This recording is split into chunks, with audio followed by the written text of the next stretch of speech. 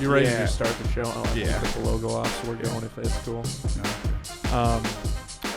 It's like a Weird Al biopic, but because he's like such a wholesome guy, like outside of all the Weird Al stuff. Yeah, I mean, like he's just like a very like nice dude. He's had he's got a great family and all this stuff. So it's basically like a parody biopic. So in the movie, he fucking dates Madonna and he becomes like an alcoholic and like all this, like goes to prison and like all this crazy stuff happens to him or whatever. And it's actually like, it's phenomenal. Like it's like a perfect, because he's like a parody song guy, and it's weird to see such a perfect parody. Does he movie play himself from in the him. movie at all? No, Daniel Radcliffe of Harry the whole Potter time? fame I didn't is know if Weird Al. eventually. I knew No that. way. But Yeah. I didn't know if eventually he turned into himself. You want to talk about Weird Al? No, not anymore. Yo, Matthew. Yo, you want to know what I do want to talk about though? Actually, Just like just that. like that. Yo, Dude. that. So, just like that. do you know who Bert Kreischer is? No. Okay. This is going to get a little unhinged then. Bert Kreischer is a comedian, the guy that Andrew and I talk about all the time. Okay. He tells this story, the machine story is what he's famous for. He's this kind of chubby white guy that okay. takes I know his exactly shirt what off you're all the talking about. time. He's like Yeah. Russian. The machine's Russian. Yeah, right? yeah. Okay, so him and like his best friend and host of his podcast, his name's Tom Segura. They started this thing, and we've talked about it on the show before, but quick refresher for people that don't know. They started this thing where they would buy each other a present every year for their birthday, and they would just like get more and more and more elaborate and spend like Thousands. Yeah, like more last than that. Like, year, Oh, wow. or for Tom's last birthday, Bert bought him a race car. Like that's the point that they've gotten it yeah. to. Jesus Christ. And they always joke like eventually we're going to like bankrupt ourselves and like ruin our families because we can't stop this like joke that we have where we feel like we have to buy each other, we have to top each other every time they get each other a birthday gift. So I don't know if this is new, but I just saw it the other day. Do you know what I'm talking about? Yeah, I think so. So was it just Bert Kreischer's birthday recently? Mm-hmm. So it was his birthday. So on their podcast, Tom gives Bert the gift, and he opens it, and it's like a little tea set, like a teacup, like an old-looking teacup set. And he's got the teacup in his hand, and they're like talking about it, and he's like doesn't really understand what it was. And it was fucking Hitler's teacup. He bought him Hitler's teacup. Holy fuck. Yeah. And the video of Bert Kreischer finding out that it's Hitler's teacup is so funny because he realizes like this is an artifact that is probably worth so much money, but like I'm sitting here holding Hitler's teacup. Like I can't. He has to destroy it. Like he's like I have Yeah. to smash it, right? Yeah. Yeah. And it is just like what a crazy fucking thing. That's right. That for whatever reason Weird Al made me think of Hitler. But is a teacup worth more than a race car? I mean, even though it's Hitler's. I don't to know. the right, That's a good neo-Nazi, question. maybe. Yeah. Yeah, like Yeah, right, yeah. well, I would say World War II collector. We won't, Yeah, I'm even. We prefer World War II. Oh my god, dude, that's fucking funny. I don't know, man, because he said that he had to go on like the black market to get it because I don't know if black it's legal to market? like sell. I don't know how legal The it is fears. to like sell and Yeah. own like Nazi stuff. No, it's super illegal. Okay, I thought so. And I mean, at least in America, like you can't own anything like yeah. Nazi. Pretty sure in Really? Germany too. Oh yeah, probably Germany. Yeah, The only obviously Germany too. the only knowledge I have of real like Nazi artifact is from the show White Collar, the U-boat. Do you know the show White Collar? I hope you do, or if not, you're just laughing at me because you're making fun of me. But the show is. Do you know what I'm talking about? No, I never Oh, saw that fucking episode. God. The episode, it's the whole first season. I never saw. I don't remember it.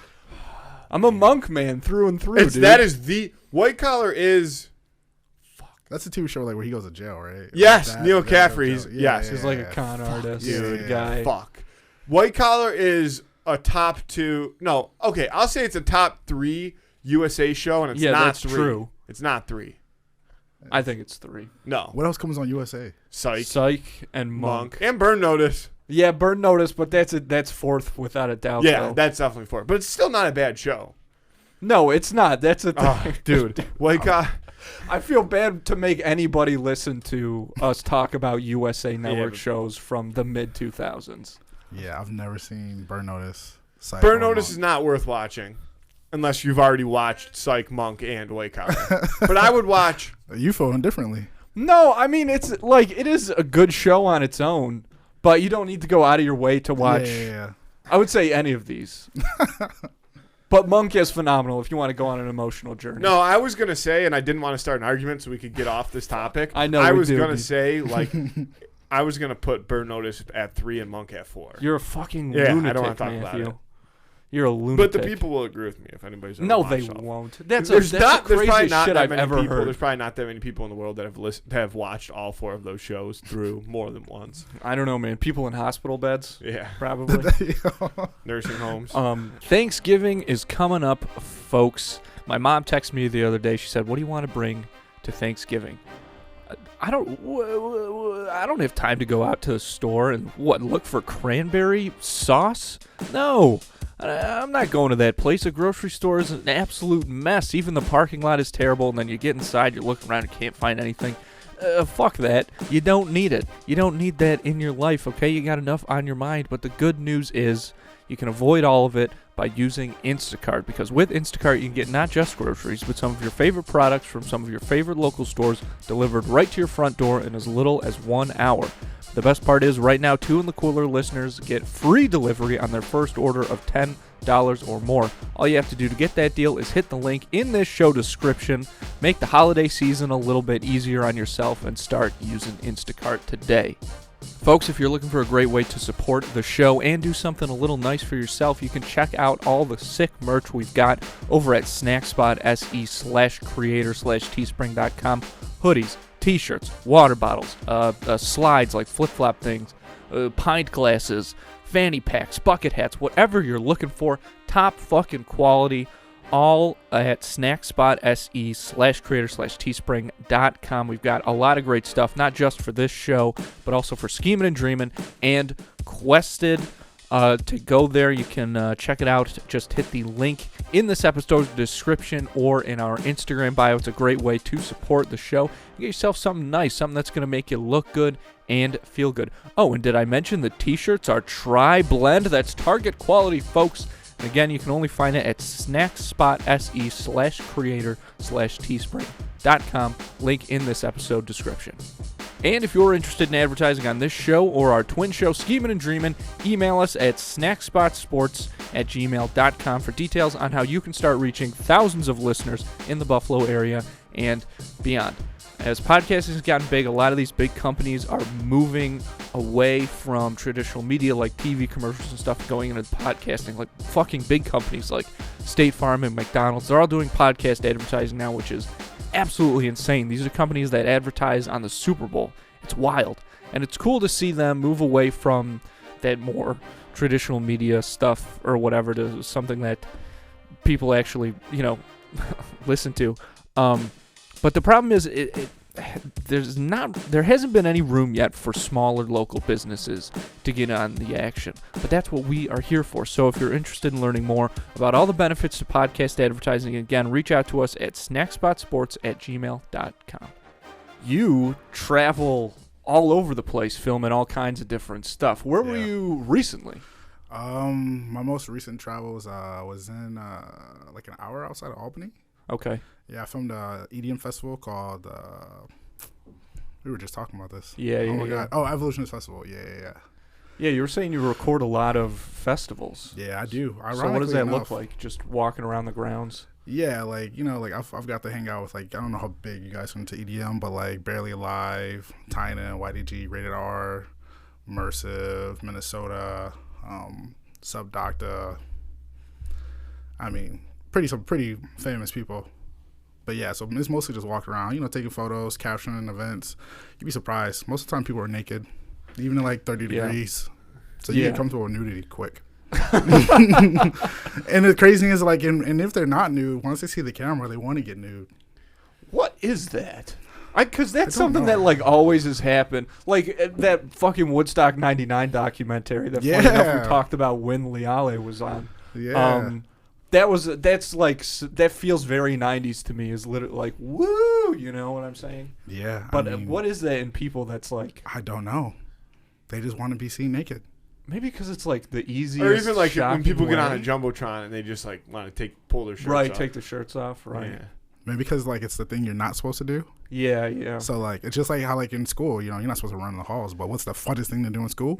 Rip down those halls. Naruto down to the, it was For like, sure. Get out of the way, of those kids every time. Yeah, for sure. But I've done a bunch all over. Some in Atlanta, Nashville. I've done a bunch in Nashville. I go to Nashville a lot for like EDM stuff, which is weird because like they're known for country. But Yeah, they I have a feel like huge it's just EDM such a scene. party spot now, though. right. Like I don't think it matters. I think it's just everything.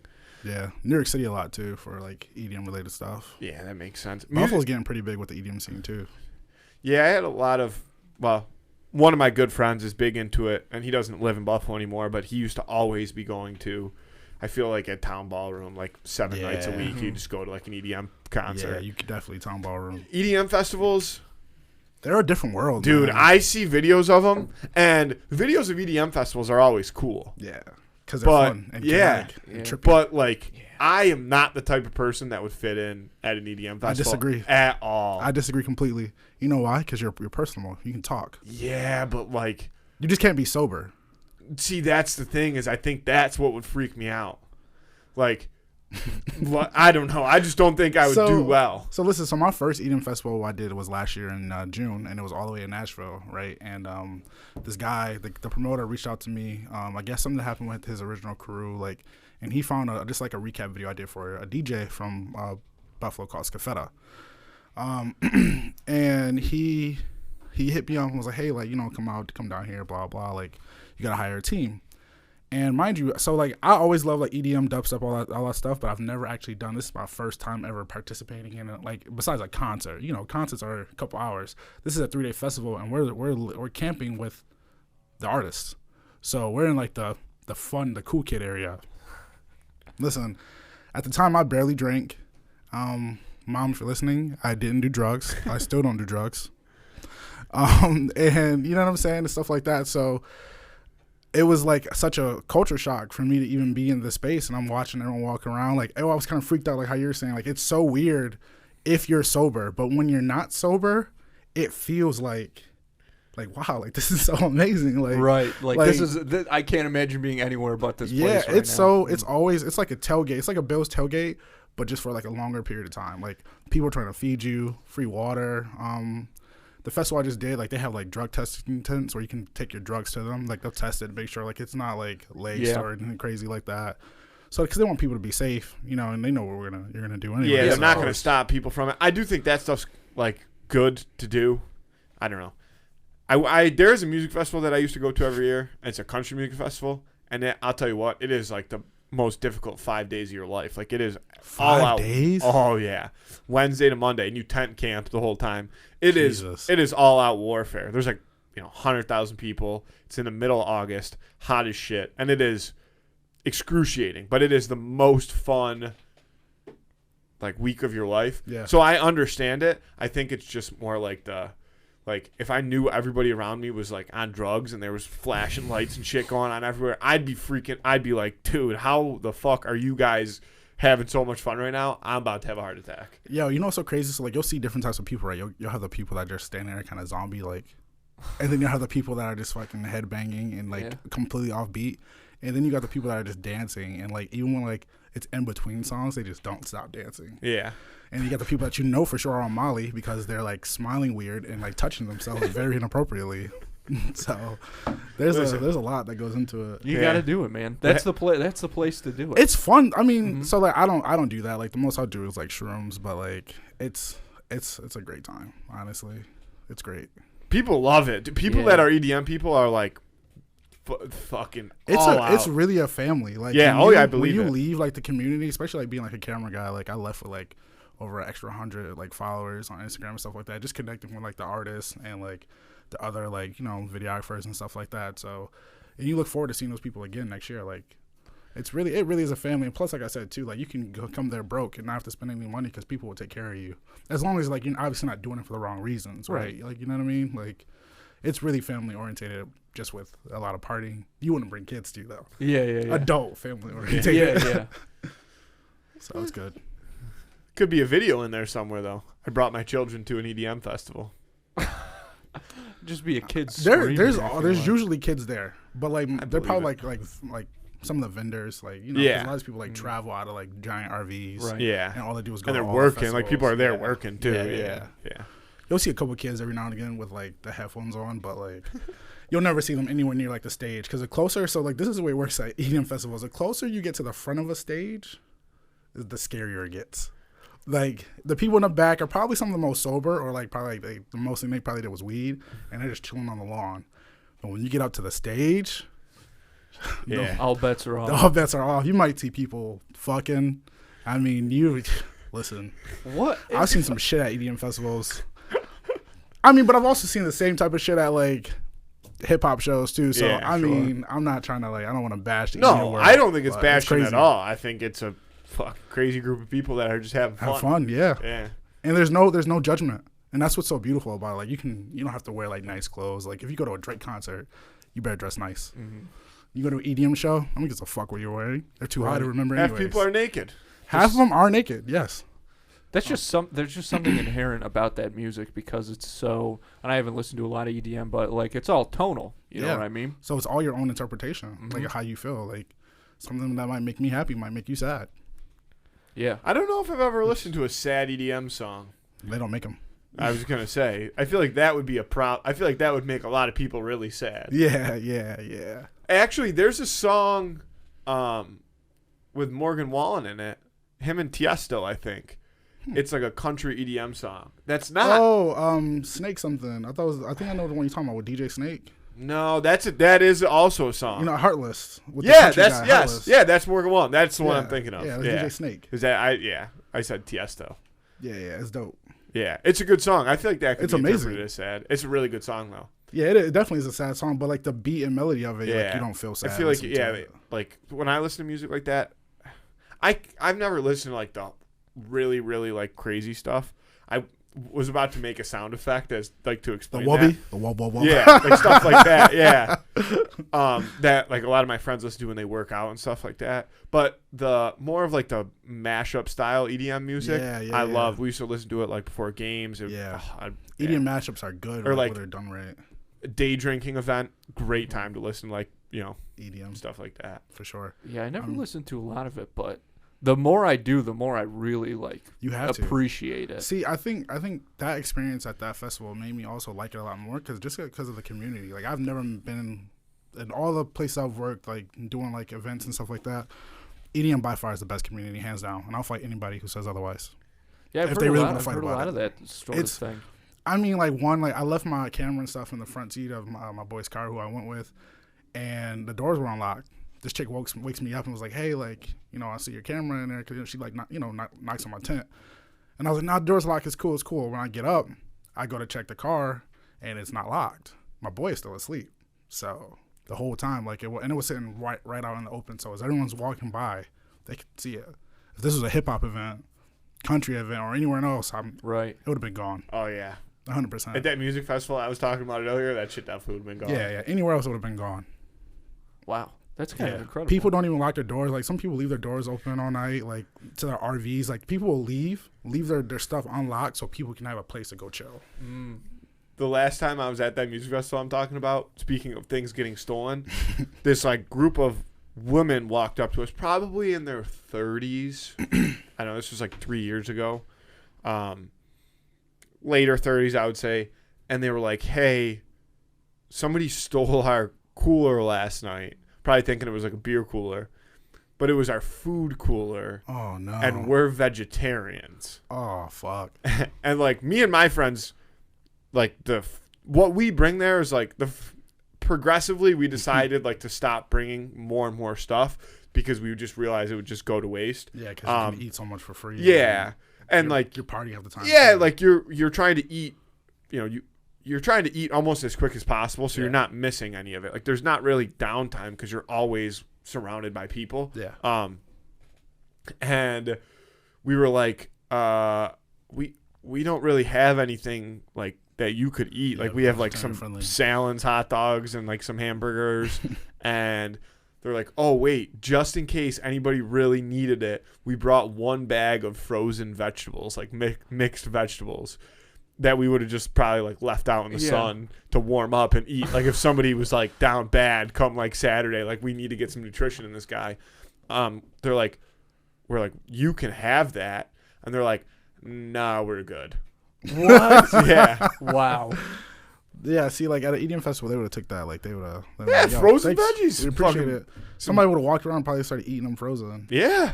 They're probably good. It was at fucking 95 degrees. It's probably great frozen. Yeah, probably. I knew a guy who, a good buddy of mine, one day was like, I started a new diet. I'm like, oh, okay. It was like, I can't wait to go home and make myself dinner. I'm like, what are you making? He goes, corn. I go, what else? He goes, oh, Just no, corn. that's it. He just bought a bunch of cans of corn. He would just eat a bowl of corn every night for Cream dinner. corn is gas. No, it was just corn. Nah, that's just weird, straight man. corn. Yeah, it's super I- weird. I- And also, like, that's not dieting. That's No. just... That's a It's challenge. like Literally, Isn't that like a YouTube challenge? It's at really one point? just sugar though, because corn Yeah. is just starch. Yeah. Like, that's really... It's So, not even that healthy. good for you. No. Yeah, Like, like, you're it's not- not a good Not at idea. all. I like corn though. I eat a lot of frozen corn, like Love not corn. by itself though. Who Sure. doesn't like corn? Put other things With the in it. mashed potatoes, that's the way to do it. Yeah. Yeah. You gotta mix them together. You know. Dude, What do you got? that made me think about Thanksgiving. Oh, yeah. And Thanksgiving's been on my mind a lot because of the whole controversy surrounding like going from Halloween to Christmas. Mm-hmm. And I love Christmas. Like Christmas is a fantastic holiday. That's pretty dope. Really anything around that time, like any of the December, holidays that people celebrate. Unbelievable, just time of year. Immaculate vibes, lights, music, the whole nine. But I don't like that Thanksgiving gets overshadowed because Thanksgiving food is probably in the upper echelon of meals that you would eat all year long. If you could and not die. Yeah. Like, I just mean, like, if you only eat it one, like, you could be on vacation and go to the nicest 5 Michelin star restaurant in the for sure. world, and a home cooked, like, Thanksgiving meal will be comparable to that 10 out of 10 times. 10 out of 10. Yeah, for sure. I think turkey's overrated. Like, people get so excited for turkey at Thanksgiving. See, I don't I even, think it depends like- on how it's made. Yeah, for If sure. it's I mean, bad if, turkey, of if like course. somebody's doing like the best turkey ever is gonna taste great, but I think like usually like I've never had because we do turkey and ham, and I've never been like the turkey is better than the ham. I don't like ham. Unless it's something bacon about or dinner pulled pork. ham. Dinner ham. Something about dinner ham, man. Like a ham that's for dinner, not like ham lunch. I don't like ham lunch meat. Yeah, ham lunch meat's weird. Ham lunch meat freaks me out. Yeah, me too. Really? Yeah. But I like bologna, so I'm I kind of. fucking I love love bologna, bologna. dude. Yeah. I I love don't know why bologna. people. I mean, I guess I get why people shit on bologna because maybe they think it's weird, like if they didn't grow up with it. But bologna is good. The first, Yeah. fried. oh, dude, I love bologna so much. The first time that I ever, like, went out with my girlfriend, we went to a bar, and I was drinking heavily at like that night, and she drove me home, and I was living at our parents' house at the time. And she brought me home. It was probably like 3:00 in the morning, and I made her come. And she was sober, and I made her come in to my parents' house at 3:00 in the morning, and I made her eat a bologna and Doritos sandwich. Yo. Because that at- sounds It's a Mac fire. It Canada is. classic. It's That sounds unbelievably fire. tasting, but especially like at Drunk. that time of Yeah. evening, I was like, "You have to try this. This is the second time I ever met her. You have to try this. This is going to be the best thing you've ever tasted in your life." Stone Cold. And she stuck it out, and she ate the entire thing. Oh, she loves you. Yeah, yeah. And I love her for that. But back to Thanksgiving. I would agree with you. I don't think Thanksgiving. I think the turkey got put as like the poster child of Thanksgiving because it's, the center of the table. It's the large, beautiful looking bird. It's true. But I think Thanksgiving's all about the sides. You know, this crazy thing is, like, aside from the food, like, as someone, like, growing up, like, Thanksgiving was always kind of big at, like, my house, right? Everyone always came to my mom's house because my mom was, like, one of the more experienced cooks in the family, I guess, or whatever. And like as I got older, like into high school, and even while I was in the military, like I didn't really care for Thanksgiving that much. But now I travel so much, like I'm normally so far away from home that like I can't wait for like any excuse to just come back and see my family. Yeah, you were saying that last year you took what, like 78 flights? 78 different flights. That's crazy, man. 78, I count it. Just and that's not even including like layovers or like that's just going from point A to point B. Yeah, 78 different times.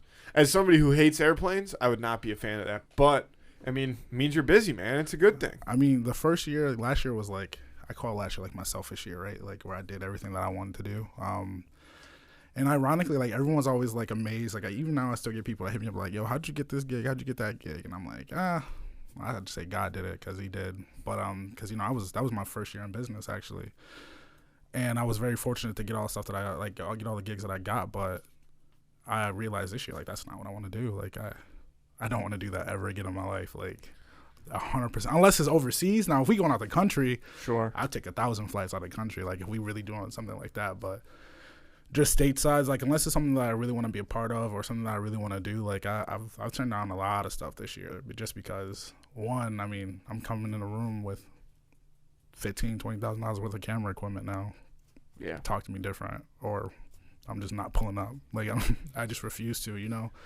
I'd rather I don't want to say I'd rather struggle, but I'd rather not have my name on this project or not get that whatever check that is, just off of strength that it doesn't that's not applicable to my morals and my beliefs, and plus too like I don't want to necessarily work with artists or companies that don't promote the same things that I'm about.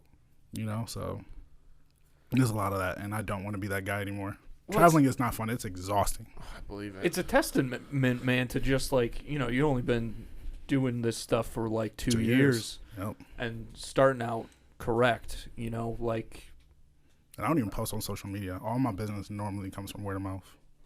Yeah, which is you're doing it the best way somebody possibly could. Like you're taking it as seriously as somebody can. And that's something that like maybe a lot of people think they don't need to do, or like they don't understand how. Yeah. But somebody like that, I mean, obviously they're going to run into a lot of issues, but one of them being if they don't get that the amount of exposure that you've gotten so early on, it's going to take them a long ass time to figure out what they want to do, and they're either going to quit or they're going to get more desperate. Yeah. And that's the thing, is like you got to keep a level head, like what you were saying about how you don't want to work with people who don't have corresponding values. Like sticking to your guns like that is not easy to do, I'm sure, in some cases. Unpopular opinion, I hate strip clubs. They make me so uncomfortable, not because of the women, but because of the way like I saw like how they get treated. Yeah. And even some of the like really popular ones, like I'm not gonna name any names, but I was in a strip club like in North Carolina, and like the way these women just kind of got like treated like objects were just I'm a Christian as much as I feel like you can be, and I still live my life. I'm no perfect human being, but it was just awful. Like it was just a terrible experience, and seeing them get treated like objects, and like the other strippers laughing at them for not getting picked. Like basically the lady came up to us and was like, "Which ones do you guys want?" And then like the rapper that I was with picked out the ones that he wanted, and his friends did also. Literally like, listen, how I'm saying this to you. Like he picked out the ones he wanted. We're talking about human beings. Literally said, "I want you." His friends did the same thing, and then I guess the hostess was like, "Okay, bye, shoo," and like shoot them away like flies, bro. Like, so I just don't do strip clubs anymore just for that reason. Like, and a lot of times like those clients, like, because just to get a camera into a strip club, you're gonna have to pay bread, and those clients normally pay, 4 figures minimum, and like I turned a lot of that away this year, a lot. Wow. So, yeah, it was hard. Sometimes it's just hard. Sometimes I'm like, damn, maybe I made the wrong decision. But overall, like I said, like when I started my business, I did it because like I was just at a point of desperation in my life. Like I just got out of the military. I was working a job I hated, going to school for engineering just because that's what my parents wanted me to do. And then thank God the pandemic came. Unfortunately, to all the people who lost their lives. But for me, the pandemic was a blessing because all that time alone, I started going to therapy, which helped me tremendously, which I'm still in. And then I quit my job and started my business. And literally the 27th of November will be my 2-year anniversary. Wow, man. So it's not even full 2 years yet. Wow. Yeah. Congrats, dude. Thank you. I mean, So what made you want to take that risk? To put, because you've also put so much money into the equipment that you've got now, like you said. For sure, bro. I mean, the money alone is crazy, but I've always had a passion for film. I think, I've always loved movies, and I always feel like I love them a lot more than like your average person who watches movies. Even though I'm not like a huge like fanatic, like I don't fanboy over them. I'll fanboy over the art of making them, if that makes sense. Oh yeah, absolutely. And I think I grew up. My father was a rapper, who actually got offered a couple contracts for like DMX and stuff like that. And so I've always like been around music and like the art world, I guess. And my family's full of like talented people, so I think it was only destined at some point that I would do it. But I think the reason why it took me so long was just the fear. And I think like I said, I was like the manager at the Sprint store in the mall. So like, I hated my life. Like, I'm only making money if I'm hustling people. Like, our base pay was good, but like, if you're getting a crazy bonus check if you're out here hustling people, making them buy these expensive ass plans that no one needs. Yeah, dude. My first job out of school was doing something like that. It was for this company that was contracting for like this energy company. And so what we would do is we would like, and this is a little different I imagine, but like we would have these tables set up in Walmarts and just like try and get people and stuff. I feel like and, I've probably seen them before. I think I know what you're talking about. Definitely have, dude. And like, and I just remember like every day I would literally just look at the white ass Walmart floor and think about blowing my brains out onto it. That's how I felt, man. That's really how I felt. And I think the pandemic was just a perfect excuse to, like, you had to sit down and be with your feelings, and you had to be with your thoughts. And I think that time alone or away from work made me realize how much happier I was, even though like I wasn't, the pandemic money wasn't a come up for me. So I was making way more at my job, so it wasn't like being at home was more lucrative for me, but I was just so much happier. Right. Like, like my bills are getting paid, but like, I mean, barely, but like I'm just happier. I'm spending more time with my family. Emotionally lucrative. Yeah. I love that. Emotionally and mentally lucrative. Like I said, and then it just pushed me to decide to go to therapy. Like, and then like a bunch of other men in my family decided to go to therapy after the way I started talking about it, that's its own blessing, But I just feel like understanding what you don't want to do, and I recognize that I was doing a lot of things to make other people happy. Like going to school for engineering was rough because I had to take calculus, right, and physics 1 to graduate on time. So the issue with that was in calculus 1 for mechanical engineering, you have to take physics 1, right? The problem is I had to take both those at the same time. For physics 1, you need what you learn halfway through calculus 1 to start at the beginning of physics 1. So I'm taking calculus 1. I'm going to tutor for calculus 1 ahead of where my class is at, just so I can be on par with physics 1 at the same time. So it was like a whole like fucking fiasco. Like, yeah, that sounds fucking horrible. It was awful, god awful. I mean, don't get me wrong. Like I was still passing. Like my grades were good. I'm an AB student. Like, and I refused to be anything other than that. But I just realized I was doing it all for the wrong reasons. Like my parents were like, yeah, they make good money, and that's why I was doing it. But truly, I clearly love this because when I first started my business, I mean, I don't think my first client didn't come until like 3 months in. You know what I'm saying? I mean, outside of like family and people like, locally like trying to help me. But yeah, bro, like I still have one of the $100 bills for my first $500. And like that first $500 felt like $1 million fucking bucks to me, bro. Like it was crazy. Yeah, dude. I believe it's a good feeling.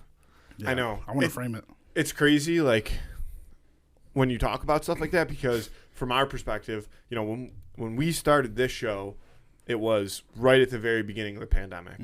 And as the pandemic started to go away, not go away, but, as things started to reopen, people started to come back out. We got to talk to so many, like, creative people that were like, I was doing one thing, and, then I kind of realized, like, I fucking hate what I'm doing, and fuck it, I'm just going to start something new. And it's given us the opportunity to talk to so many cool and creative people that are good at what they do, and it's helped us out tremendously too, right? So it's kind of the best of both worlds for a lot of people. Like you said, it was hard on a lot of people, but there's a lot of good to be found that came out of it. Yeah, for sure. A lot of it fake it till you make it. I started with like shitty equipment. Like I didn't know what to charge. I wasn't confident in my skills at all. Like I'm self-taught. Like. And it's just been crazy, like how I've been on projects where people with like degrees are asking me like what they should do. Yeah, dude. That film school stuff is, you never know how it's gonna go. Like, sure. Depending on like what program you went to or anything, like that's especially one of those things where, I mean, you literally can't learn it by getting a degree. No. Like there's only one way to learn it, and it's by Experience. actually doing it. And that's why I think you get a lot of people who, what you and Emily were talking about out there, guys that like maybe can't take criticism or stuff and think they know everything just because for whatever, because they're delusional. I mean, is the truth. But like, you can't like, there's no replacement for actual hands-on experience. And that can be really a nerve-wracking thing. That's hard. I mean, the first wedding I did, I mean, the first like couple of things I did, I lied and said I had did a bunch of them prior. Yeah. I definitely, oh my God, I lied so much. Like, and not even because I was just trying to like manipulate people, but because I had to. Yeah. Like, because people didn't, I mean, let's be honest. Like, if I'm coming at, you're coming to me for your wedding, you don't want someone that's inexperienced. Not when you're paying me $2,000-$3,000. You know what I mean? Now, if I'm doing it for a couple $100, then yeah, maybe you're willing to take that risk. But I knew the clients I wanted because I know the type of gear I want. You know, I know where I'm trying to get to, where I'm trying to elevate to. Like, and doing Joe Schmo, like, weddings for $500 isn't going to cut it. Like, and $500 isn't a small amount of money. But at the same time, like I said, like, my camera body alone, just the body is $7,300. Jeez, man. We're not even talking about lenses. Yeah. My memory card is $500. Yeah. My memory card. I mean, but that's now though. When I started, I was on a little tiny shitty ass DSLR from Canon, and I made, you know, so funny. I look back at some of those projects, like, and it's kind of like the J. Cole story, like where he talks about, you know, enjoying the struggle because like there's beauty in the struggle. And I look back at some of those memories, like, and I was like, wow, like I had so much more fun making some of those projects than some of the stuff I do now, where it's like, we want it like this, we want it like this, we want it like this, we want it like this. Sure. And I think where I understand about myself is that I enjoy the creative freedom more than I do the creative, like having to make something based upon what people want. Right. And that's why I know, like, also too, from learning and having that selfish year of doing all that traveling and going to different stuff, being on tour with artists and doing everything that I did, and being able to work on TV shows, movies, and, you know, everything in between, big and small, just taught me, like, and now I'm finally at the place where I'm like, it's time I start telling my own stories.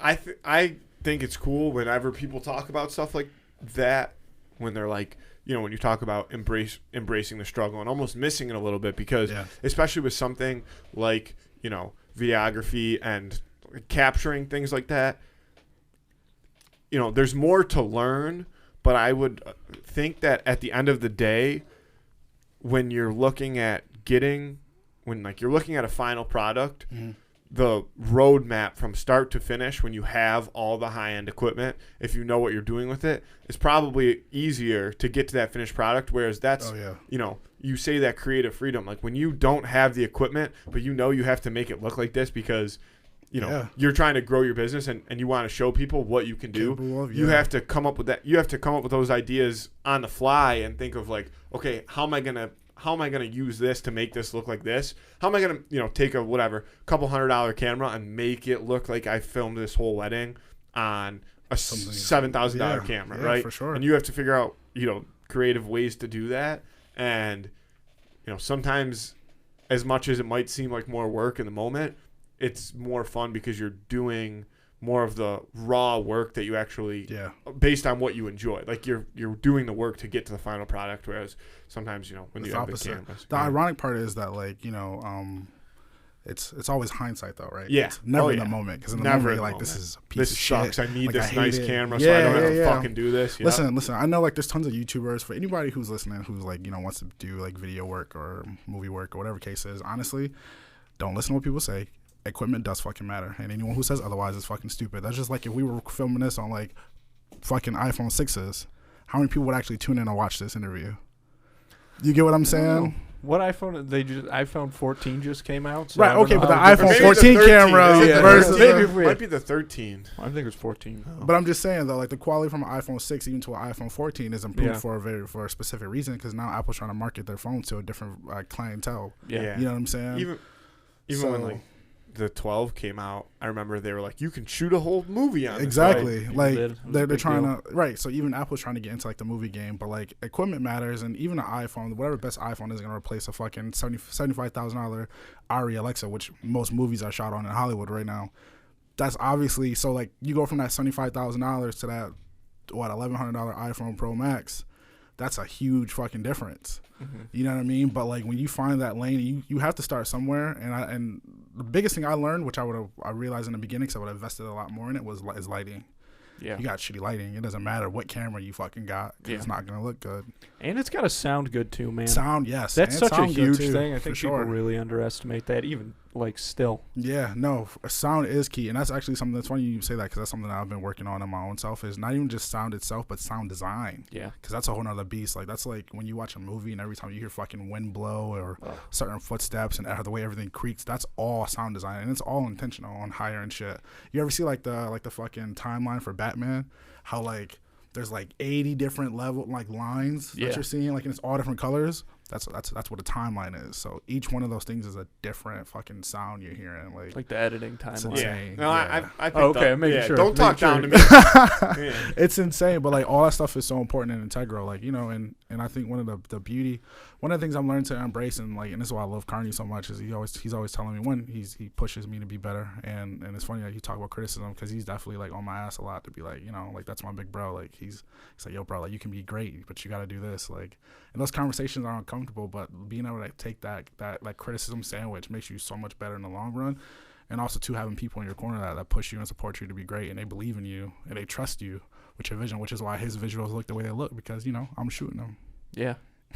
And you guys have such a good team dynamic. No, too. I'm glad everybody came today. Yeah. Facts. So that's the fam out there. What do Yeah, you mean? like, That's the fam. Shout out Haley. Shout out. Oh, I'm sorry. Her rap name is Liale. Shout out Steezy. My boy Trey Styles 100, and obviously my big bro Carney.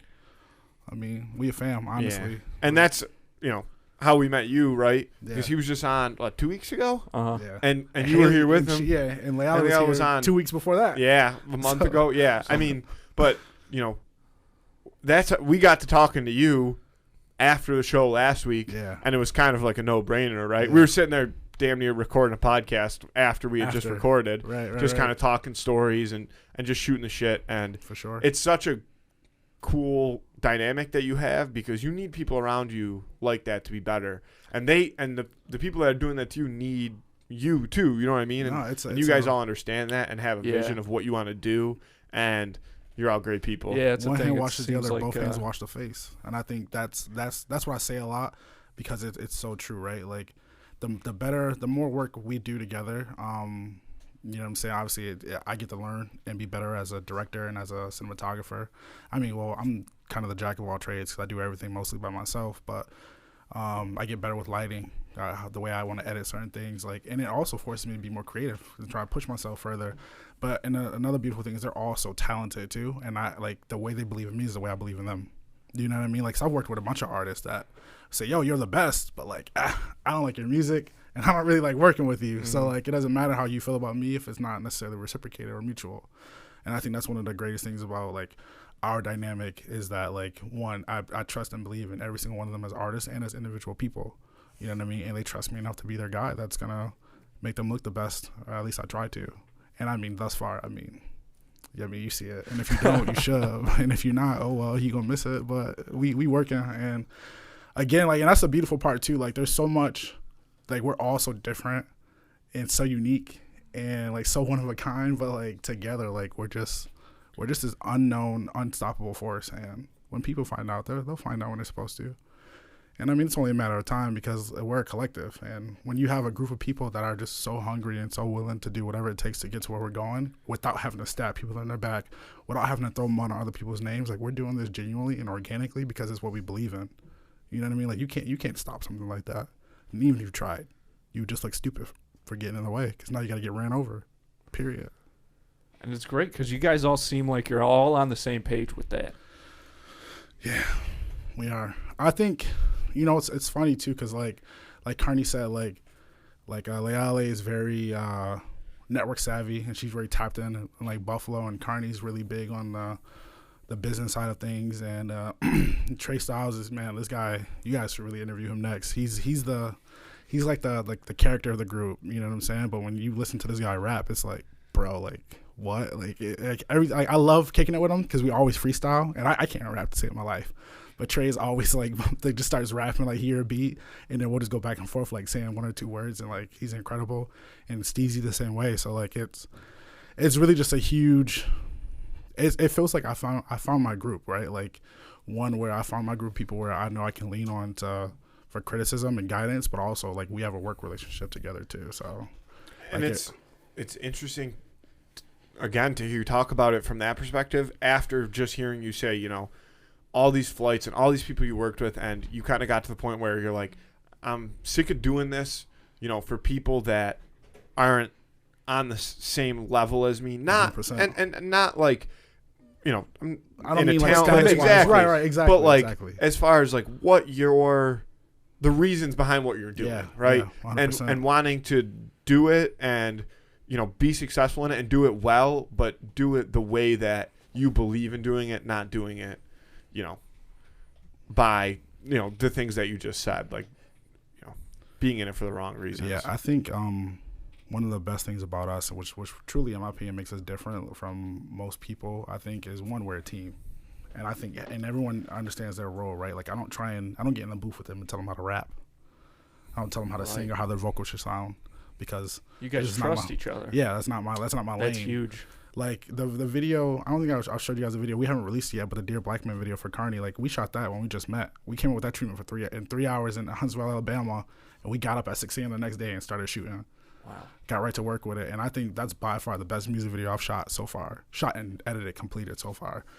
But I got another brother.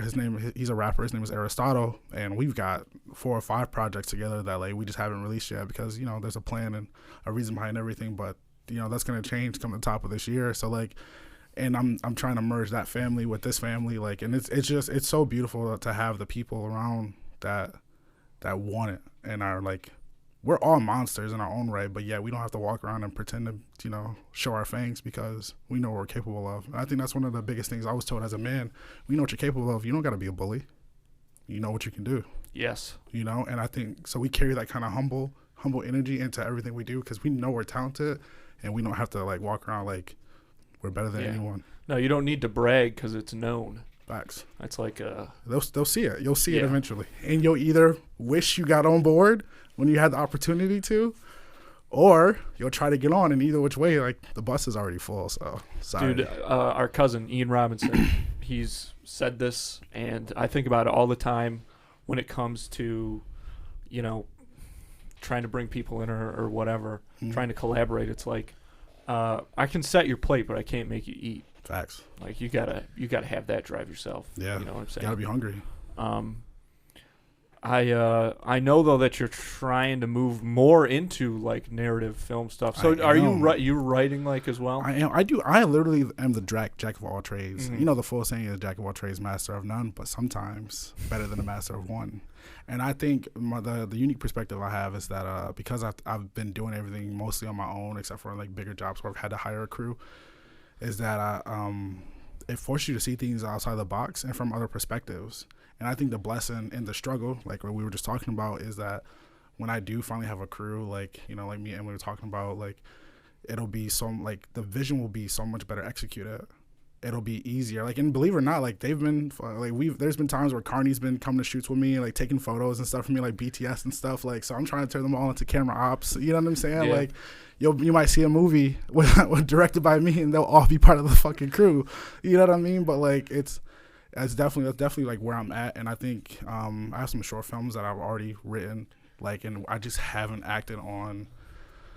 I don't know why, like out of fear, out of doubt, the typical shit that creeps into your brain. But again, like I can't stress enough the beauty of having them so close. And like Carney said in his interview, we live together. So like literally, like whenever we're having a bad day, like I just go in my room, throw myself on his bed, like, bro, tell me I'm stupid and tell me to stop being weird. And he's like, bro, like, come on, like, get it together. And I do the same for him. Like, I mean, that shit is like crazy. Dude, I honestly think the biggest mistake that young people or not even necessarily young people, but like people who are like trying to direct for the first time, like their biggest mistake is not realizing what a collaborative process it is. Yeah. They're just so much like, well, I'm the director, so what I say goes, and that's not true. And like it's not, and you don't even understand how much your job as the director is communicating with people. That's really what you're doing. I think the best directors are good at allowing people to be their best versions of themselves. Yes. Yeah. I think, you know what I'm saying, like it depends on like the personality, right, of the person. And you have to know what this person is capable of. But also too, I feel like if I'm not making you a little bit uncomfortable on set, like if you're not getting frustrated from me being like, nope, run it again, all right, yeah, I like that, but let's do it like this, then I'm not doing my job. You know what I'm saying? Like, and also too, like it's a process, like where we have to almost kind of humble each other. And I think the more, like I said, I work with this group, like we have that experience all the time. Like me and Carney are to the point now to where we just kind of know how each other works, so it just flows. But even when I'm working with the rest of them, like we don't. I never, like, if I say, okay, how about this? Like when me and Lala were coming up for the treatment for a couple of her videos, like even when we're actually shooting, she's like, hey, what if we tried it like this? Mm-hmm. You know what I'm saying? Now, and not just with her, but with anybody, if it flows for, because I already know how it's going to look from A to B or from A to Z. So if it doesn't help move the story further, I'm like, nah, like just trust me. But if I'm like, if she's, or anybody is like, hey, like this looks like, I think this will look better, of course, let's do it.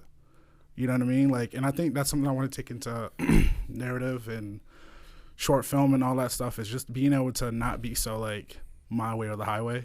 Yeah. Because, I mean, that's not, and plus no one wants to work with a jackass. So. Exactly. That's the biggest thing. It's a big part of being successful in anything, right? Is being able to understand the personalities of the people around you. Like, yeah, for sure. You know, like you can try to categorize, like, you know, people's personalities, but at the end of the day, you can't just be good at, you know, those 4 categories that they try to, you know, divide a personality into. Like you have to be, because everybody is different, you have to be able to fluidly understand, you know, how people feel in certain situations and why they feel like that, and what makes them tick. And that's the only way, you know, you'll get the best out of people. And it's the only way people will look back at you and think like, okay, this person is trying to get the best out of me, which again makes them want to do that.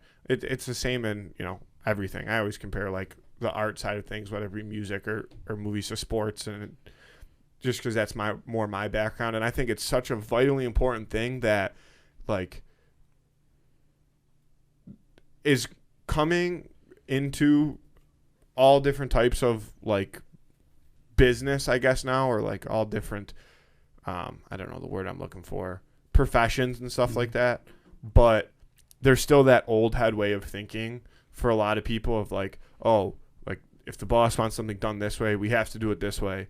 Like you have to understand that that might not be the way that somebody else is the most efficient, and B, like that might not be the best way to do it. Just because you've been doing something for 20 years the same way doesn't mean that it's the best way to do it. There's people out there that, believe it or not, you know, might be smarter than you, like 100%. And like just a generic you, right? If you're the boss or whatever it may be, and you need to realize that you have to understand why people think the way they think and how to get them to do whatever you need them to do the best way. Well, the best way to get someone to do something that you want them to do is to make them think it was their idea. Yeah.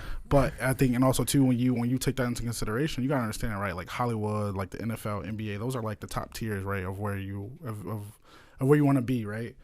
And I think when you understand that, when Michael Bay walks on set or Steven Spielberg walks on set, like when he says I want it this way, it's because they've already spent hours upon hours upon hours upon hours in the back rooms, you know, figuring everything out, how it will look like this. Like they storyboarded it a million times, scrapped it, and did it 1,000,001. You know what I mean? Like there's a lot that goes into those productions to where like you see Stephon Diggs run a route on Sunday, but you didn't see him run the 102 routes he might have ran throughout the course of the week. You know what I'm saying? For the specific defender. You know what I mean? So like in the preparation for the more higher end stuff is where we all aspire to be, but the beauty and to make it correlate to what you were saying was on like the lower end stuff, allowing people to have creative input also makes them more willing to want to work with you again. Yep. I feel like I have a lot of repeat clients because they love the fact that they're like, damn, like most directors just tell me to do this and do that, and I'm like, well, I direct. My job is to direct, not force you to do something. Mm-hmm. There's a difference. I'm called a director, not a freaking. I'm not a bouncer. I'm not throwing you out the club because you don't want to. Yeah, thank you. I like that word even better. Like, I'm not an enforcer. And I think one time, like, making people feel comfortable on camera is like the biggest part, right? Because if someone's not comfortable, I don't care who they are. I don't care what you're shooting them on. I don't care how great the production value is. It's not going to look right. It's not going to feel natural. And it's a difficult thing to do. Like, it's hard to be on camera. Like, Andrew and I do this, it's super weird for me all the time, being in front of a camera and not behind it. And I had to act one time.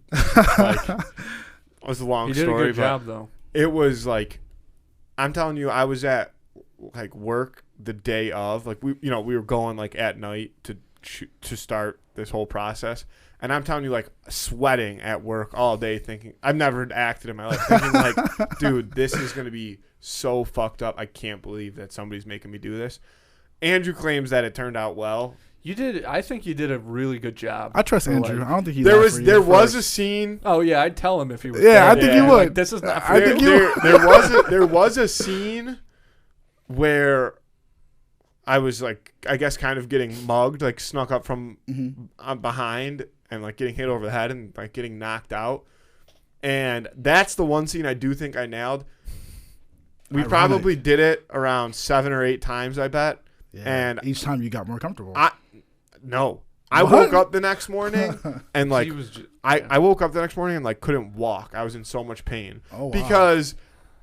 Well, he was really going for it. Well, and I mean, like, I've been hit. That's not an example of the skill that you brought. But that's the only thing that I felt good about, because like I've been hit many of times in my day. Like, I know what it's like to get hit over and fall, and I like that's one thing you can't fake. Like, I don't think anybody can fake fall. No, you can't. So like they were like fake hitting me, and the hit, I assumed, and it actually looked pretty good, but I assumed, like, we're only going to do this so well. The hit is only going to look real enough. Like, I have to sell the fall. So, like, I was getting hit and just straight up dropping. Yeah. And we were, like, trying to get a couple other of the things done right in order to make that lead up part. But every time we did it, I was just falling harder. Well, look up the behind the scenes for, like, Marvel fight scenes, right?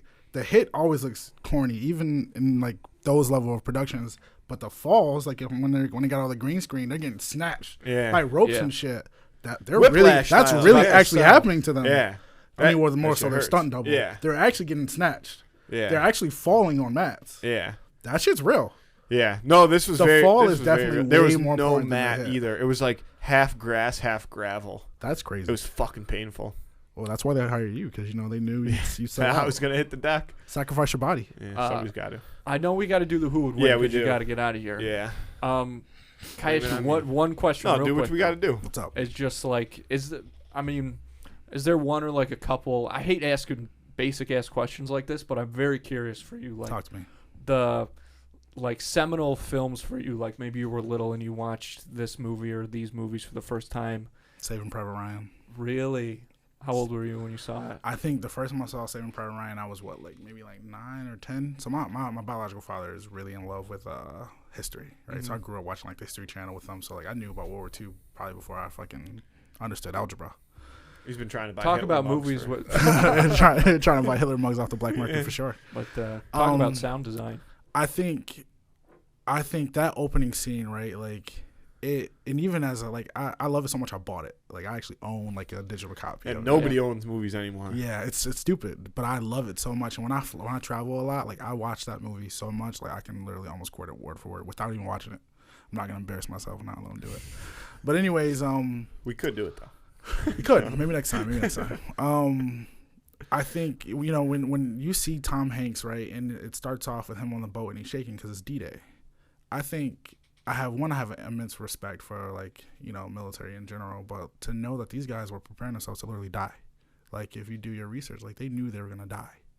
They knew a lot of them were not going to survive this invasion. They knew the Germans had time to, build their forces up, right? And when you talk about sound design, like the moment before you even see clearly, you can hear the ocean. So you don't know exactly how the movie's starting, but you know, okay, cool, we're in water. And then the color grading, it just doesn't feel happy, right? Yeah. It feels like shit's about to go down. And then you see all these soldiers. Before you even really get to Tom Hanks, the one guy's throwing up off the side of the boat.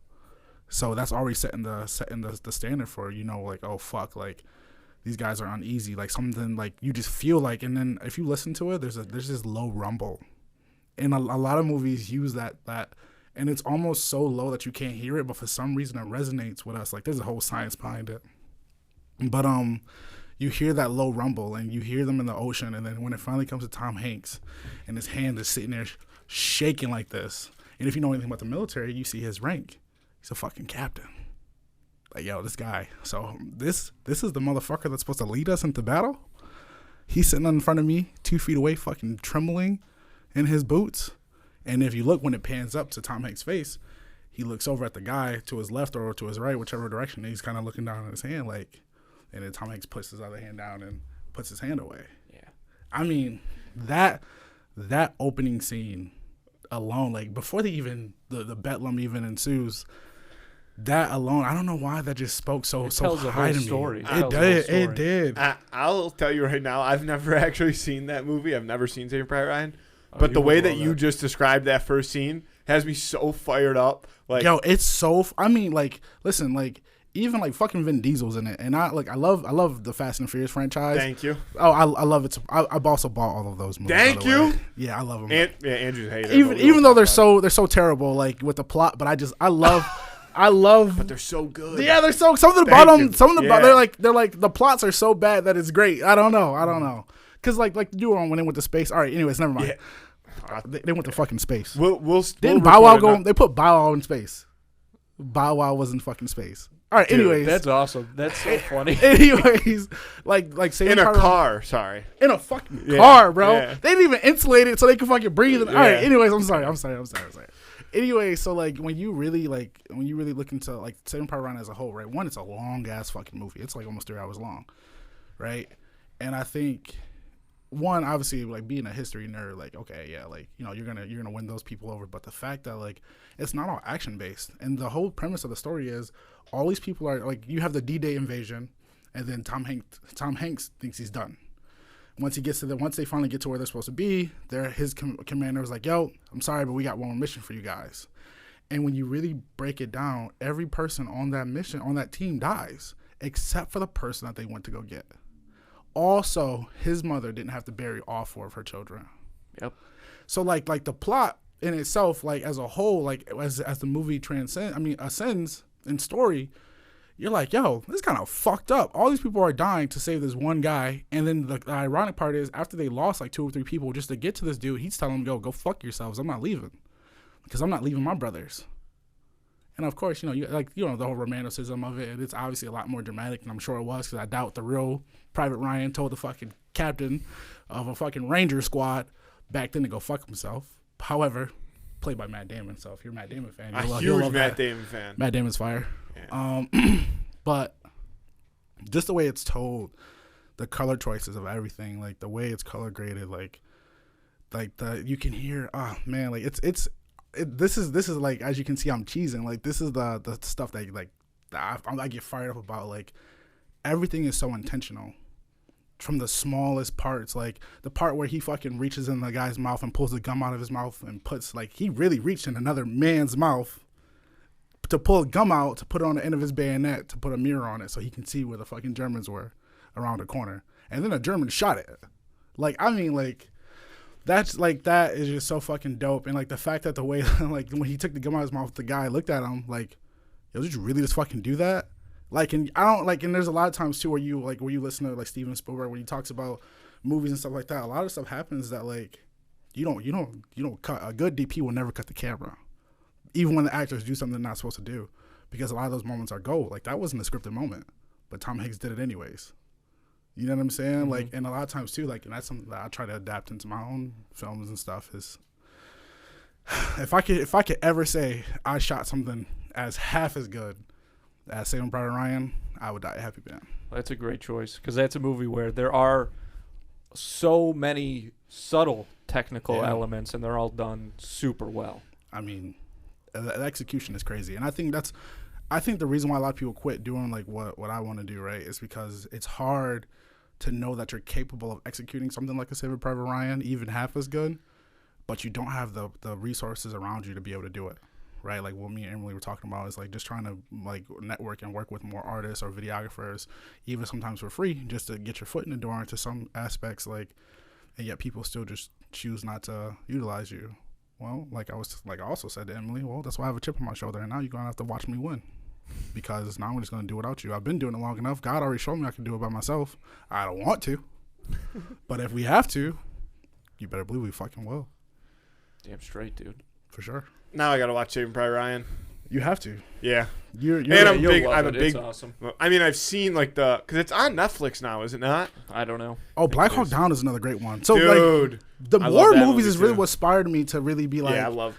like, because a good fucking war movie, bro, like, they take you through literally every single emotion, the mental stress, right? Like, and then, like, when I watch movies, like, my heart fucking races. Like, if it doesn't get my blood going, I'm quick to turn it off. Fuck, dude. Like, What's that? Sorry, I didn't mean to cut you off right then and No, there, you're but there's a movie on Netflix that's like a war movie, and I don't know. Is it Hurt Locker? No, but that's also a good movie. It's a Netflix original, Oh, okay. and I've watched it so many times because I just think it's so cool. Fuck, I can't think of the name. I gotta Google it. Who's in it? You're asking the wrong guy. Oh. I'm gonna Google the name of it, but I love movies like that. Movies that make you feel something. Yeah, I love Okay. 13 Hours. You ever seen that 13 movie? Hours, yeah. I love that movie. I love it. I also own that movie too. Maybe there's a pattern here. Maybe I need to shoot a war movie. Another movie that inspires me a lot too is The Notebook. Believe it or not, the first time I saw The Notebook, I fucking cried. Like, and I'm not really like a super sensitive guy. Well, I don't know. You be the judge of that. But I bawled when I watched the end. Like, 'cause at the end of it, they die together, and you don't find out that this is his wife until like 3/4 of the way through the movie. So just think about it. This man who is in his right mind and able to still take care of himself is living in this nursing home by choice. His kids want him to come home, and he's like, yeah, fuck you kids. My wife is here. This is my life. And every day he reads her more and more of the story about how they met. Literally from beginning to end. Even the parts where they weren't together and he slept with other women. She was about to marry some fucking rich guy. And just that story in itself is, one, it's fucking beautiful. I mean, if you don't feel something watching Notebook, you're just a heartless bastard, and I don't care if anyone disagrees. Well, that's the thing, man, is emotion like that transcends genre, it transcends everything. It does, dude. It does, and I think that's really what I try to encapsulate, and what I want to do is I really want to tell those stories and make you feel something. I really enjoy that. Like, I mean, again, like just to reference Carney's Dear Black Man video again, when you hear a song, it's talking about, struggles of being black and what he had to go through to discover himself. And, thankfully he had the people around him that helped him along that journey. And the purpose of the video and the way we shot it, the way it looks, it's not a bright video. It's kind of dark and it's gloomy, is because that journey as a black man myself is dark. It's treacherous. You know what I'm saying? Especially in a world where people literally hate you because the color you didn't fucking choose. Like, if I could choose the color out of Crayola pack, we would all be fucking random fucking colors. You know what I mean? But the fact that there's really people in this world who treat you differently because God made you brown is crazy. So yeah, like there's so much that goes into this. And now, but even with that being said, like the energy that we're carrying into everyone else's videos, like like everyone's working on music right now too, like, so I'm gonna talk about them because I love them so much. Yeah, like they're all great, man. And like if you're on the outside looking in, man, like you better get in while you can, because I mean, like the next, like, so there's a show in Olean, then there's gonna be a show in Pittsburgh in January, then there's another show that we're doing in Buffalo in February, I'm pretty sure. So like, and like the list is growing. Like we're gonna be going to LA soon too at the top of next year. Like we're moving. Like, and we're just, man, we're great. We're great together. it really is awesome, dude. Like even when we had Carney on, and you took that photo of us, and then Liale put it on her story that night, and I messaged her. I was like, dude, it's just cool getting to talk to you guys because you are such a collective, and like you guys are. But also, like, you're not just a collective. You're really fucking doing it. Yeah. Like yeah. that's the thing. That's the a thing. big difference. That is the thing. Like I said, when I quit, I put myself in a position to where I had no choice but to succeed. And all my failures are still successes because I'm still doing this. I'm 2 years out. I quit my job. I haven't worked for anyone else, even though there's some stories in between where I got, I tried to get some videographer jobs. And thankfully God told me no, because it would have just pushed me away from what the end all goal is. I found the name of the movie. Took me a little digging. It's called The Outpost. Oh, yeah. You know what would be really good? Look up the documentary The Hornet's Nest. So this is a documentary where a son and a father went and they followed this Marine squad. And I don't know if you know about infantry, right? So what infantry does for the most part is they go establish posts. Like they go basically take over territories that are controlled by the Taliban, right? And so what this Marine Corps unit did was they literally had to go find I want to say I can't really remember, so I'm not going to lie about it. But long story short, it's literally called the Hornet's Nest because they're in Helmand Province, which is one of the worst places to be in Afghanistan. And trust me, I know. It's called the Highway to Hell for a reason. That's where the most soldiers were killed by IEDs and all types of crazy shit. But so this is a real life story. So these two regular Joe Schmo civilians, the dad is used to this shit. The son comes because he's like, the dad says, this is my last one. The son comes because he says, I can't live my life knowing that my dad chose to be away from us for so much. Because, the dad started traveling as soon as, the war started in 01. And the son goes, and at the end of it, not only do you get attached to these fucking Marines who, some of them die in real life. This is, and that's what's ironic, right? You're watching people that, when you stop seeing them in the film, it's because they're no longer breathing air. So... That documentary it tells so many different stories. You get the story of what it's like to be a Marine in infantry, but then you also get the story of a son who gets to lose some of the resentment he has for his father because his father chose to be away from him for so long. And at the end of it, the son is crying and saying, "Dad, I understood why you feel like you had to tell these stories because what these men and women go through, people need to hear about it." So the Outpost is kind of a more romantic version. Yeah, it's definitely not a fluffed up. Yeah, I mean, don't get me wrong, it's a great movie. Yeah. I watched it. It's a great movie. But if you really want to cry, watch fucking Hornet's Nest, dog. Yeah. Because at the end of it, obviously this is documentary, but it reminds me of End of Watch. Dude, so my stepfather was a cop. Gotcha. So, he was a cop. So when that movie fucking came out, bro, I was like, you can't be a cop anymore, bro. You're gonna retire, right? And apparently in LA, cops get killed all the fucking time. Oh yeah, I mean, yeah, that's no, but so much so they don't even talk about it really in the news because it's so commonplace there now. Yeah. People don't give a fuck. It's crazy. That is nuts. To move to a more lighthearted subject, we do have to get into the Who Would Win the Week. Yes. Yeah, I know you got to get out of here. Yeah. Life is life. But life is life. I think it's a pretty good one. Me too. I'm excited. This week's Who Would Win is Weird Al versus Krusty the Clown from The Simpsons. Dude, you were saying that you think Krusty's got this one? Krusty's got it hands down, man. I'm sorry. But Krusty... Hey, okay, wait. Time out. Before I pick, okay, I need some semantics ironed out. Okay. Is this in the Simpsons world or is this in real life? It's got to be neutral territory. Okay. Well, okay, that's actually okay. That's an interesting question because usually it's just but The Simpsons is a show where real people come into The Simpsons. Even Weird Al is in an episode. I was about to say, I think Weird Al's in it. Where it's one of the ones where Marge kicks out Homer. So I think if this is The Simpsons world, Krusty's winning all day.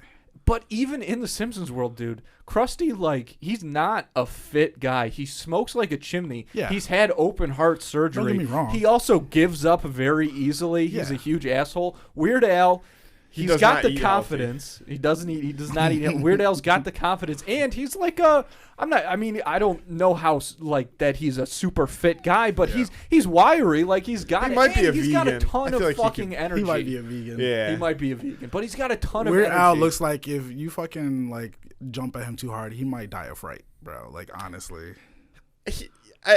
Here's the thing. I got more faith in Weird I Al don't than know, that. I'm actually caught in between, both sides here because I agree with you about the negative points you said about Krusty, but at the same time, like I feel like if you piss Krusty off, he will. He's gonna murder you. Exactly. Like he'll snap. He's fucking crazy.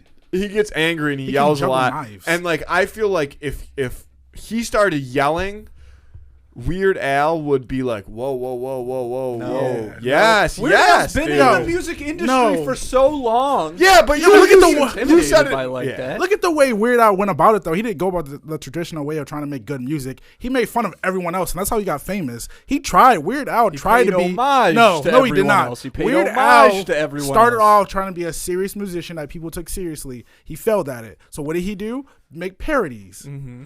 Krusty's Phenomenal this fucking parodies. Phenomenal. We're gonna give Weird Al his props, no Yep. doubt. Krusty is this mischievous, maniacal, diabolical, murderous. We don't know. He's probably got a couple bodies, buried Yeah. under the restaurant. 100% he does. Yeah, exactly. Weird Al doesn't have any bodies. Nah, Weird Al's got nobody. Listen, Weird Al would literally die of fright if he saw Krusty behind him in the dark. That alley. is just not no, true. no. Weird Al can Andrew, handle himself. Shut up, dude. No. He can. No, I think that if Weird Al is walking behind Krusty in a dark alley, Krusty's gonna start laughing because he knows he just got a meal for free. No, but Yeah. also everybody knows that Krusty is like a big asshole with just like a big kind of head. He'll kind of like Yeah, Only but when Weird he doesn't Al, give a fuck. you said it yourself earlier. Well, actually, it might have been in the forgotten 3 minutes, but Oh, he's still upset about the Yeah. 3 minutes? but Weird Al is like a good guy. Like Weird Yeah. Al is not the type of guy that's going to want to get into a physical altercation. Fact. True. Altercation. So Krusty if welcomes that shit. if Krusty gets all sorts of fired up and like up in Weird Al's face, Weird Al's gonna be like, whoa, whoa, let's talk this through. And Krusty's gonna get pissed and be like, no, there is no. Yeah, what do you mean? what no? I'm Krusty's saying, gonna fucking what cut I'm the- what the I'm brakes what in I'm his trying car. to what I'm trying to tell you is that Weird Al, sure, he is a Weird nice Al's a guy, bitch. but he'll put Krusty in his place. No, No, he he's will not. No, he will not. I just can't see that. No, I can I see- think you He'll are wrong, shut my Krusty friend. down if it comes to Krusty that. could push down Weird Al's youngest kid.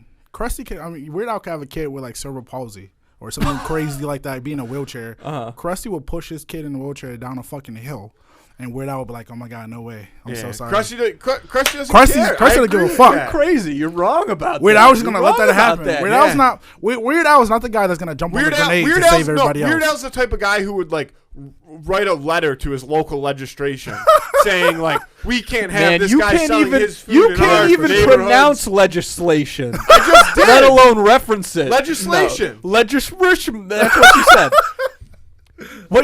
Weird Al, I don't think he has to be as rough around the edges as Krusty is.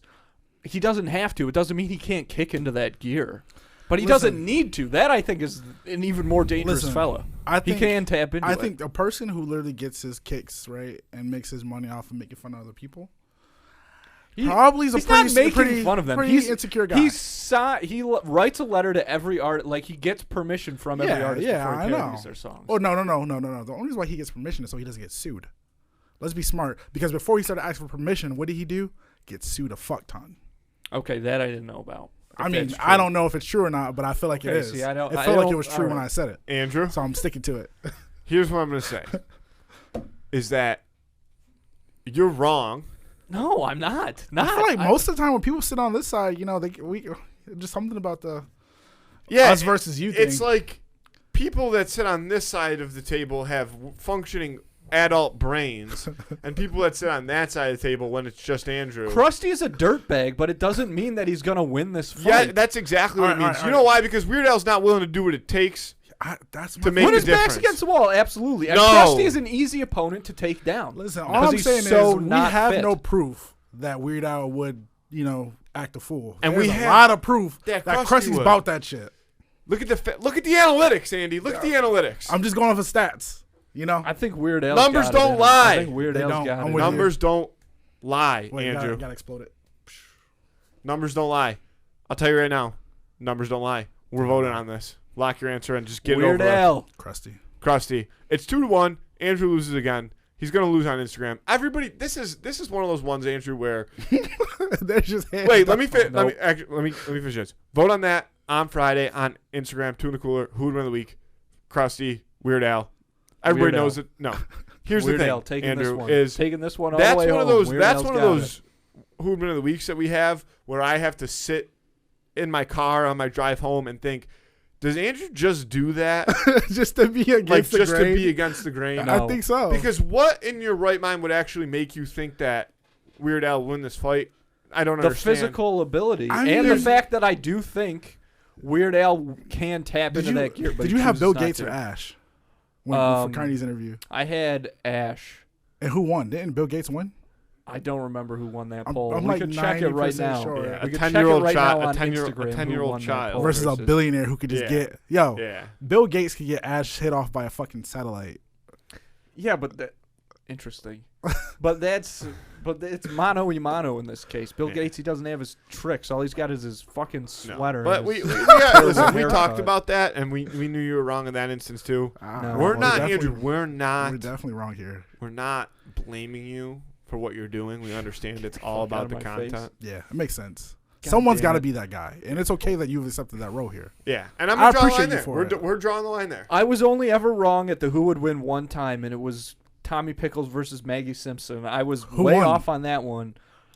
For some reason, I thought Tommy Pickles would go. Not even close. Retrospect, absolutely. And oddly it enough, isn't there even was- close. She's But that's she the got a only- knife in her fucking bottle. That little Yeah. bitch is She's, crazy. she has shot a person before. Yeah, Yeah, she's- like she's it, out it here. was, that was the only time that I was ever wrong on the who would win. And oddly enough, This one it I was am correct. also Simpsons related. So, interesting.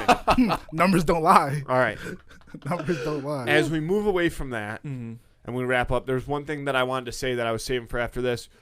As we were kind of talking about, movies and stuff at the end there, I'm so glad that Andrew asked that question about, and got you to talk about Saving Private Ryan the way that you did, because I think it was really, really cool to be able to hear you talk about just that opening, all of it, but just that opening scene and the way that, you see it versus the way that I would see it or I would describe it, because it shows kind of your passion for what it is you're trying to do. Yeah. And it's such an important thing. You talk about how you're self-taught and how, you went out and made the decision on your own that you were going to go do this and start this business. And there's a reason that you've had success already. And listening to that kind of is the perfect example of that reason. Thank you. I appreciate that, truly. With that being said, we talked a little bit about stuff that you've done already, your business as a whole. Where can people find that? Is there somewhere people can see that? I'm the worst social media guy ever, and I'm Carney and Leale are always on me about it. I'm trying to get better at it, but you can definitely find me at Double Lens 716. That's DOUBLE LENS 716. On Instagram, Facebook. I'm trying to get better with posting. If anyone is interested in, potentially acting, what's up? Hit me up for work. I have tons of reels and stuff, but I just don't post them. My new drone reel is up. You can watch my drone reel on Instagram. That's about it. But yeah, there's the newer stuff that we're gonna be doing will be out soon though, for sure. And I promise I'm gonna get better with social media. It's just such another job. I have so many. I literally talked about how I'm the jack of all trades for everything I do already. So social media is really another task for me, but it's a necessary evil. So yeah, you guys can find me there. Again, shout out, Carney, Leale, Trey Styles 100, and Steezy 97, and my bro Aristotle. So stay tuned for all the great work that we're gonna be doing and releasing. And again, some short films on the way. Yeah, man. That's awesome. I'm excited for those. Thank you. And Thank without you a for doubt, having people me. definitely got to keep paying attention to you guys, because Yeah, it's for cool. sure. It's going. It's to be honest, in the last couple of weeks, Carney really made like I said, he's the business savvy guy of the group, and he's definitely the leader. And in the last couple of weeks, man, the things that he's put together and the way that he's been locking in shows and making networking opportunities for all of us, and again with Leale, with everything too, and also shout out to her because UB's about to pay her to perform. Come on, we're working, we're moving. I don't know if I wasn't supposed to say that, but oh well, I'm proud of my little sister. So and I'm proud of my team, and we grinding and we moving. So again, like I said, you're either gonna be like, damn, I wish I would have got on the bus, or damn, you're gonna like us and love us and support us because we're great individuals and we're great people. And if you don't, then you just get to watch from the sidelines. Because we're not going to stop working, you know what I'm saying? And nobody wants to be on the sidelines. No. So just Some people choose to be, though. Yeah. I mean, those people aren't the ones we want around anyway. We love them anyways. Yes, we do. Haters are the best people around, honestly. Listen, You I can love hate it. our show as much as you want. This is everybody that's listening right now. You are allowed to hate it, and you can hate specifically Andrew's horrible Who Would Win of the Week takes. Yeah, I think that's probably the worst part. But you should still listen, regardless. For sure. If anyone literally says they hate your podcast, they literally are just like the prime definition of haters because you two are fucking hilarious. Well, we have a good little rapport going on. I was about to say, like, we might have to shoot like a short film about you guys. I think it'd be hilarious. Make a modern day Step Brothers. My acting career is, Oh, what? You can't retire so young. listen. People, hey, face the podcast. How old are gotta you? get out guy. there. One and done kind of guy. I don't like to disclose my One and done kind of guy. Oh no. When it comes to acting, we'll see. I think if we did like another like Step Brothers or something like kind of even like a parody of that would be fucking hilarious with you two. I got an idea. Maybe we'll talk. Maybe we'll talk about it. I knew you did. You always got ideas. Yeah, I was say you Yeah. seem like no He's an offense. You idea seem like guy. the brains guy. Oh, big You time. seem like the funny guy. Yeah, we call me the face of the He's the podcast. face of the podcast. I showed up a half hour late to record today. So, and I'm already a half hour late to where I was supposed to be after this. So it just trickles down.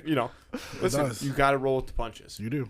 And I'm very, very happy we had you on. Thank you. I Yeah, knew dude. the second we got to talking after 2 weeks ago, whenever it was, we knew we were going to have you on. We knew it was going to be a great episode. Thank you. And I appreciate you. You know, it's funny. Like, I'm really trying to break outside of my comfort zone and be more on camera. So this is definitely like a great start because I actually really enjoy this. It's a lot of fun. It It's is a lot of fun. fun. It is fun.